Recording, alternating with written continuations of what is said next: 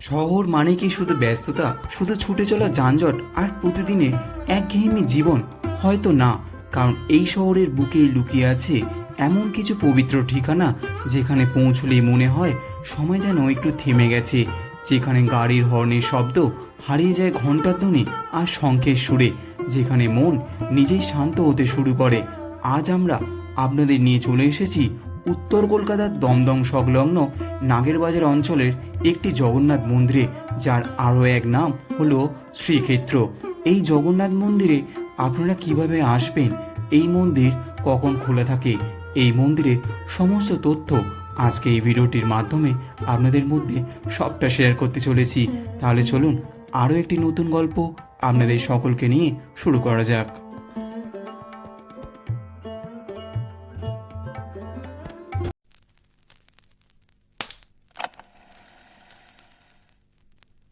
নমস্কার বন্ধুরা, আশা করি সকলে ভালো আছেন এবং সুস্থ আছেন। এটি নতুন ভিডিওতে আপনাদের সবাইকে জানাই স্বাগতম। আজ আমি এসেছি দমদম জগন্নাথ মন্দিরে।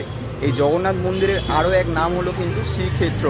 এই জগন্নাথ মন্দিরে আপনারা কিভাবে আসবেন, এই মন্দির কখন খোলা থাকে, এই মন্দিরের পুজোর সময়সূচি কী কী, এই সম্পূর্ণ তথ্য নিয়ে হতে চলেছে আমাদের আজকের এই ভিডিও। তাহলে চলুন আরও একটি নতুন গল্পের আপনাদের সকলকে নিয়ে সূচনা করা যাক। প্রথমে আপনাদের জানাবো আপনারা এই মন্দিরে আসবেন কিভাবে।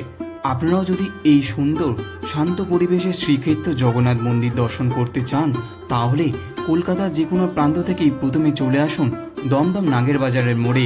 সেখান থেকে মাত্র 25 টাকার ভাড়ায় একটি রিক্সা নিলেই কয়েক মিনিটের মধ্যেই পৌঁছে যাবেন শ্রীক্ষেত্র জগন্নাথ মন্দিরের ঠিক সামনে। এবার জানাবো আপনাদের এই মন্দিরের দর্শনের সময়সূচি। প্রতিদিন সকাল 7টা থেকে দুপুর 1টা পর্যন্ত এই মন্দির সকলের জন্য খোলা থাকে এবং বিকেলবেলায় পুনরায় 4টে থেকে রাত 9টা পর্যন্ত এই মন্দির সকলের জন্য খোলা থাকে।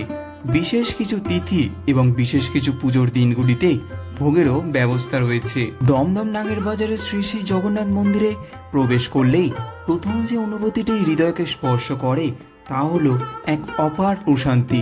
শহরের ব্যস্ত রাস্তাঘাট, যানবাহনের কোলাহল আর প্রতিদিনের দৌড়ঝাঁপ যেন মন্দিরের প্রবেশদ্বারেই থেমে যায়। কয়েক পা ভিতরে এগিয়ে এলেই মনে হয় যেন এক ভিন্ন জগতে চলে এসেছি, এক অন্য জগৎ যেখানে মন ধীরে ধীরে শান্ত হয়, চিন্তাগুলো স্তব্ধ হয়ে আসে আর হৃদয়ে ভরে ওঠে এক অদৃশ্য আনন্দে। এই মন্দিরে বিরাজ করছেন প্রভু জগন্নাথ, ভ্রাতা বলভদ্র এবং ভগিনী সুভদ্রা। তাদের স্নিগ্ধ ও করুণাময় রূপের দিকে একবার তাকালেই মনে হয় যেন তারা নীরব ভাষায় প্রতিটি ভক্তকে আশীর্বাদ করে চলেছেন। কেউ নিজের সুখের জন্য প্রার্থনা করেন, কেউ পরিবারের মঙ্গল কামনা করছেন, আবার কেউ শুধু মাথা নত করে তাকে কৃতজ্ঞতা জানিয়ে ফিরে যাচ্ছেন। বিশ্বাসের ভাষা সবার আলাদা হতে পারে, কিন্তু ভক্তির অনুভূতি এখানে এসে যেন এক সুতোয় বাঁধা পড়ে যাচ্ছে। মন্দিরের প্রতিটি কোণে যেন ভক্তির এক নিঃশব্দ গল্প লুকিয়ে আছে। ধূপের সুগন্ধ, ফুলের সৌরভ, মৃদু মন্ত্রচরণ, ঘণ্টার ধ্বনি আর শঙ্খের সুর সব মিলিয়ে এমন এক পরিবেশ তৈরি হয় যা চোখে দেখা যায় না, হৃদয় দিয়েও অনুভব করতে হয়। অনেক ভক্তই বলছেন এখানে কয়েক মিনিট নীরবে বসে থাকলেই মনে এক অদ্ভুত শান্তি নেমে আসে। হয়তো এই শান্তির কোনো বৈজ্ঞানিক ব্যাখ্যা নেই, কিন্তু অনুভূতির গভীরতা চেয়ে বাস্তব তা এখানে এলেই বোঝা যায়। সকালের সময় মন্দিরের পরিবেশ থাকে একেবারেই আলাদা। সূর্যের কোমল আলো যখন মন্দিরের চূড়া ছুঁয়ে ছুঁয়ে ধীরে প্রাঙ্গণে নেমে আসে, তখন চারপাশ যেন এক নির্মল পবিত্রতায় ভরে ওঠে। ভোরের শীতল বাতাস, ফুল দিয়ে দেবতার সজ্জা এবং পুজোর প্রস্তুতি, তার সাথে ভক্তদের শান্ত পদচারণা, সব মিলিয়ে এমন এক পরিবেশ সৃষ্টি হয় যা দিনের শুরুটাকে একদম অন্যরকম করে তোলে।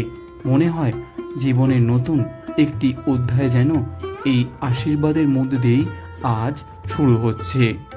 আবার সন্ধ্যা হলেই মন্দির যেন নতুন এক রূপে সেজে ওঠে।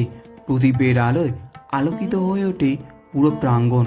আরতির সময় ঘণ্টা, কাঁসর ও শঙ্খের ধ্বনি যখন একসঙ্গে চারিদিকে প্রতিধ্বনিত হয় তখন পরিবেশ হয়ে ওঠে গভীরভাবে আধ্যাত্মিক।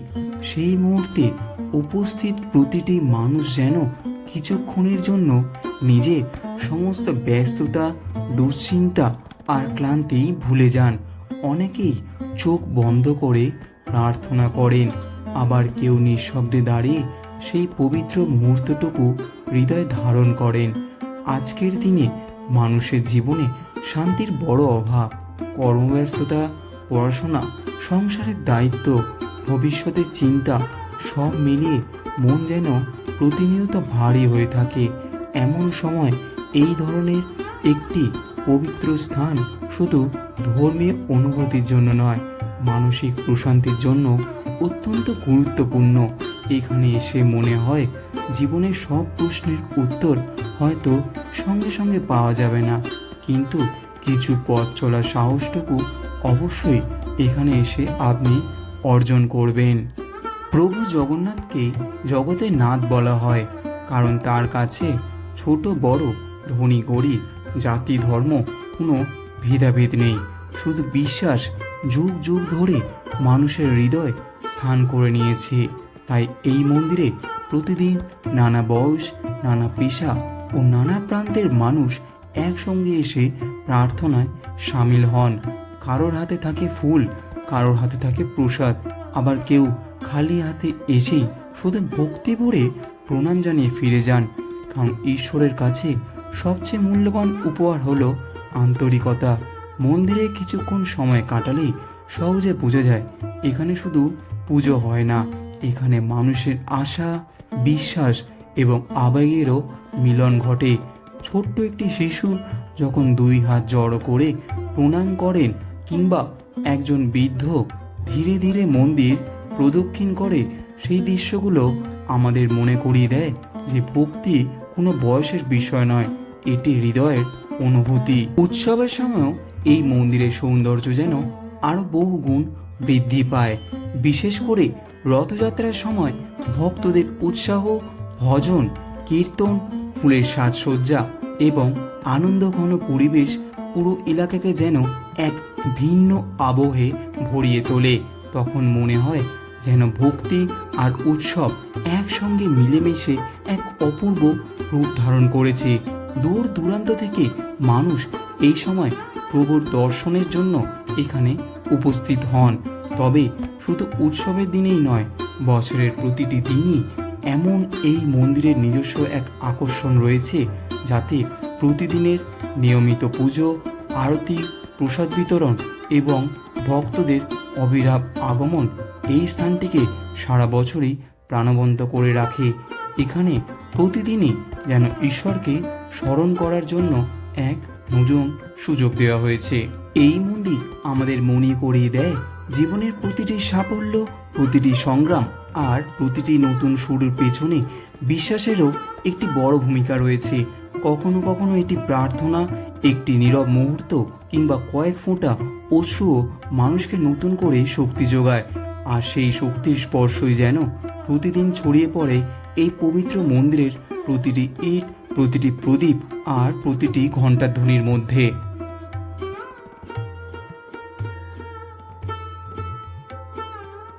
এখানেই শেষ করলাম আমার একদিনে জগন্নাথ মন্দিরের ভ্রমণ। কেমন লাগলো ভিডিওটা অবশ্যই আপনার মূল্যবান কমেন্টটা আমাদের ভিডিওর কমেন্ট বক্সে জানাতে ভুলবেন না।